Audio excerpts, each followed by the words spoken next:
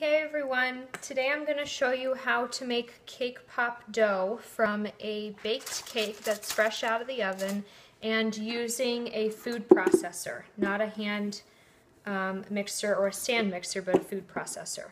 So the first thing you want to do is take your cake. I immediately cover my cakes with a piece of foil when they come out of the oven. That way it gives them a chance to kind of steam and become really moist inside. So just take your top layer off, and what I do, especially with chocolate and dark colored cakes, you don't need to trim any sides or edges. Everything is really soft, there's not any hard pieces, so you're fine. What I do is just cut it into threes and then straight down the middle. That way it just gives you an easier chunk to pick up and put into your food processor. Obviously start with nice, fresh, clean hands, all right? Okay, so you just take one section at a time, and you don't have to worry about crumbling it up finely. Just crumble it enough so that you'll be able to fit your whole cake inside there. Your cake is not hot to the touch, but it's not cool. It's slightly warm. You'll see when it's mixing, there will be a little bit of just like that steam in the mixer, and that's because it is still warm.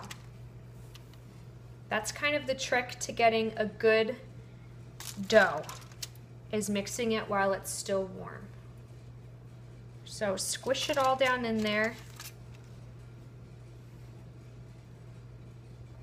All right, I'm just going to pull this up out of the way. Rinse my hands real quick with any extra chocolate. And then I will show you all how I mix in the food processor. Top on. Now I'm going to turn it on so it'll be kind of loud. I let it mix on the setting there. Probably, I guess it's the lowest setting. It does. Mine has two settings, chop and shred. So I put it on the chop, and I do also shake it to make sure it's mixing all the way in there. So just a couple minutes here. It'll be loud. Just 1 second.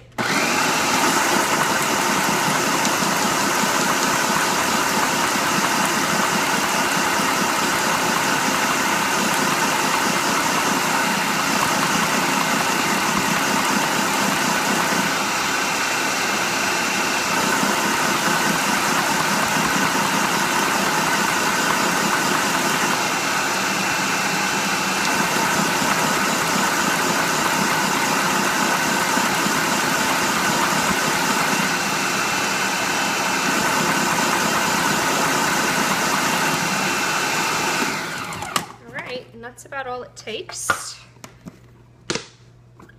I do like to have a bowl handy that's a little larger that has a spout. That way it's easier to pour into your Ziploc bag.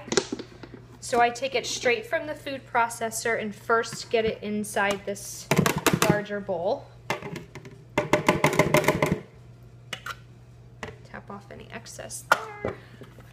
You may want to grab a spatula just so that you could scrape any extra dough that's in there out. Now it still looks a little crumbly, and that's okay, because once you get it in your bag and squish it up, plus hand rolling it is going to give it that truffle-like consistency that the traditional cake pop is. So from there you're just going to grab a Ziploc bag, and this is why I like the spouted bowl. Kind of pour it in here. This one's a little smaller, but there we go.